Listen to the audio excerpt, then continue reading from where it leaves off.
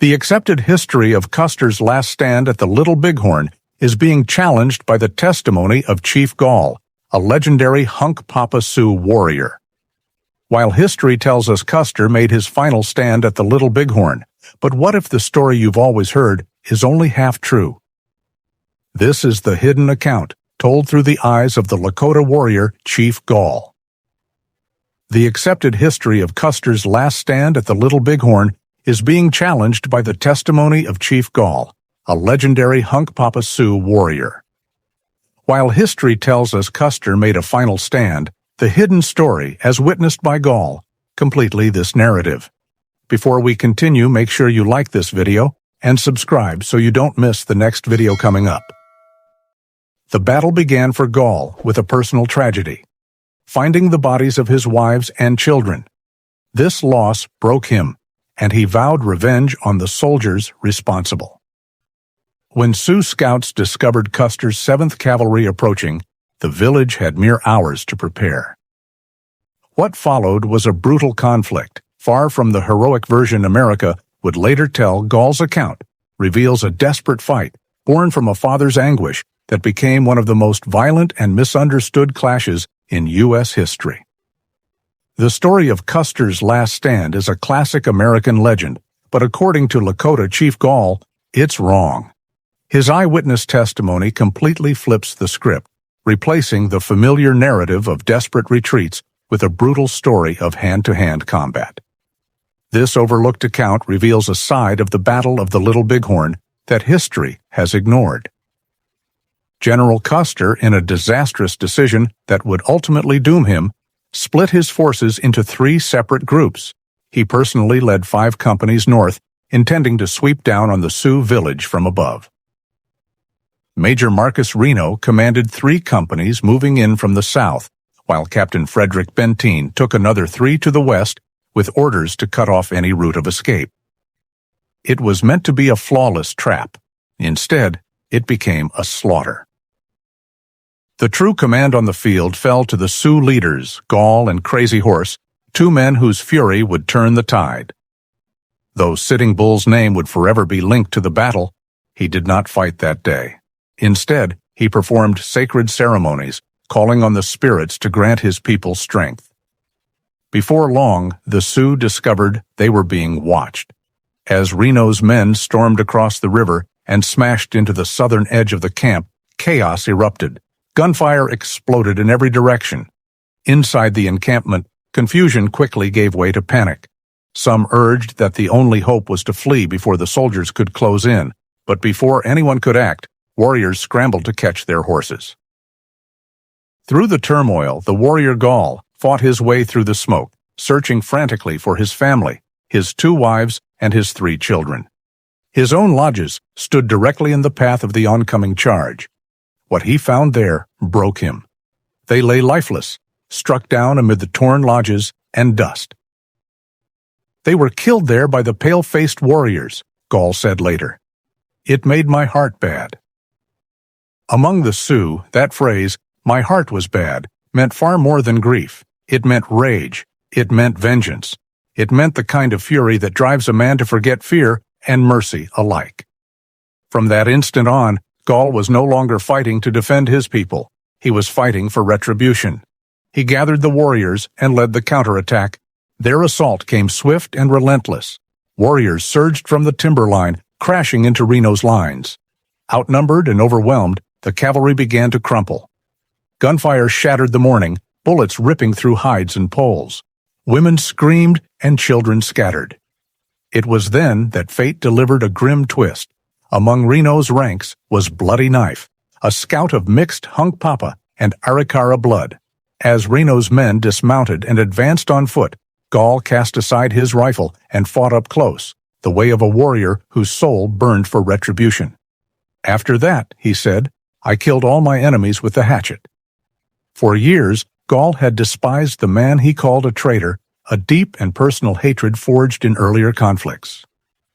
That day, across the chaotic battlefield, he finally faced his lifelong enemy, Custer, whom the Sioux called Longhair. The confrontation began when Custer's scouts first sighted the massive Sioux encampment. One officer, likely Custer himself, scanned the ground through field glasses, and only later did Gall realize the scale of the force he now faced. Thousands of warriors defending their homes. According to Gall, it was at that moment Custer truly understood what he was up against. The first assault came from Major Reno's column, but as Reno advanced, a bullet ripped through his scout, bloody knife, spattering blood across the major himself. Drenched and panicked, Reno lost control. His command collapsed into confusion. Soldiers broke and fled across the river, their attack dissolving into a frantic retreat.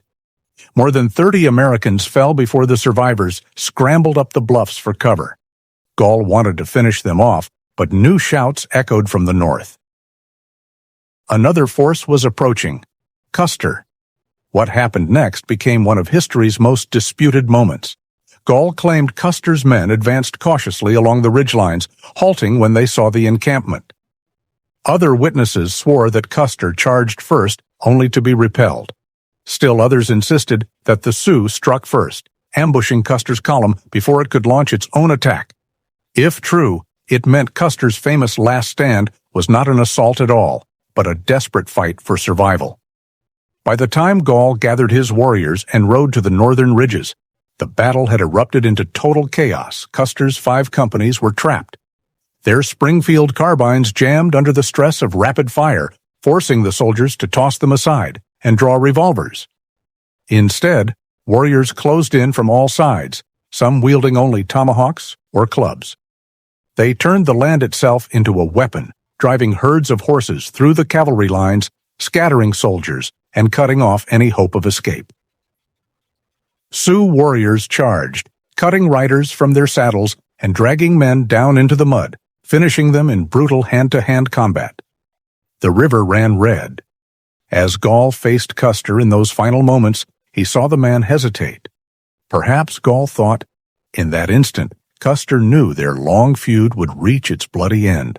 Gall himself had already lost several brothers and even a son in the wars leading to this day. Though he hadn't fired the decisive shot, deep down, it felt as though fate had finally settled their feud for him. The struggle around Custer lasted less than an hour. Gall never saw Longhair fall, nor did he claim the kill, but he was certain that Custer's men died quickly, surrounded and overwhelmed.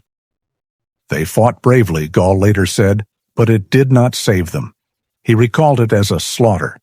We took no prisoners, our hearts were bad, and we cut them all to pieces. As the fight raged, Custer's forces splintered into final desperate pockets of resistance.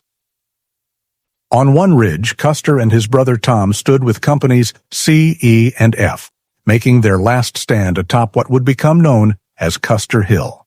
To the southeast, Captain Miles Keogh's A Company and Lieutenant James Calhoun's L Company made their own final defense. Gall recalled how they held their ground, step by step, retreating up the slope while firing until the very last cartridge was spent. Keogh fell from his horse, and Calhoun's men clustered together, refusing to flee. When their bodies were found later, they lay grouped in the dust, a silent monument to soldiers who chose death over surrender. With Custer's column wiped out, the greater battle was far from finished. Gall turned his horse south once more, seeking Reno and perhaps one last measure of vengeance. Reno's shattered command, now reinforced by Captain Benteen, had entrenched themselves on a hilltop. Their numbers had grown to over 400, but they were disorganized and desperate. Gall and Crazy Horse directed the encirclement, but neither wished to sacrifice more lives in a nighttime assault. Instead, they chose patience, Gall recalled. They will fall into our hands when thirst burns in their throats and drives them mad for water. By dawn, the trapped soldiers were delirious from heat and dehydration. The wounded cried out for water. The struggle for even a single bucket became an act of heroism, one that would later earn several soldiers the Medal of Honor. A few courageous men crawled toward the river, only to be struck down by Gall's sharpshooters. Soon the Sioux and Cheyenne warriors surged upon Reno Hill. In fury, the soldiers formed a defensive ring, firing from shallow trenches as a storm of bullets and arrows poured down. Then, as the afternoon sun blazed overhead, the end came. Sioux scouts on the bluffs spotted clouds of dust rising on the horizon. The Big Dust, Gall called it. It was the approach of Generals Terry and Gibbon's forces. The army was closing in. Faced with this new threat, the warriors broke off their attack and began to withdraw, leaving the battered survivors on the hilltop. The Battle of the Little Bighorn was over. The signal went out. It was time to vanish. Sitting Bull ordered the camp broken, and by sunset, the great Sioux village was moving westward into the Bighorn Mountains. The Battle of the Little Bighorn, known to the Sioux as the Battle of the Greasy Grass, was over. For the Sioux and Cheyenne, it was a stunning triumph. For the U.S. Army, it was a devastating humiliation, but victory proved short-lived. Within months, the American military launched an unforgiving campaign of revenge. Villages were burned, herds were destroyed, and by the year's end, the Sioux faced a choice: surrender or exile. Gall followed Sitting Bull north into Canada, clinging to the last fragments of freedom, but even that sanctuary would not endure. In the years that followed, the two brothers-in-arms began to drift apart. Gall eventually returned to the United States, settling on the Standing Rock Reservation. There, he did something few could have imagined. He accepted Christianity, made peace with the U.S. government, and even built friendships with American officials. To some, it was an act of betrayal. To others, an act of survival. A decade after the battle in 1886, Gall returned to the Little Bighorn, not as a warrior, but as an honored guest at a memorial ceremony. For the first time, Americans listened to the story from the Lakota point of view. Speaking in a mix of Lakota, English, and sign language, Gall tried to convey what had truly happened and the terrible cost it carried. His words, unpolished and deeply human, cut through generations of myth-making and forced history to face its forgotten side. Gall's voice gave America something it had never truly heard before: the Native perspective. Yet the story he told was never static. Each retelling shifted. Memories blurred. Details changed. In some versions, Gall said he fought Reno. In others, only Custer. In one telling, the death of his own family vanished entirely. Newspapers printed conflicting accounts. Were his words being tailored for his listeners, or were reporters mishearing, mistranslating, or embellishing to fit their own narratives? Historians still debate it today.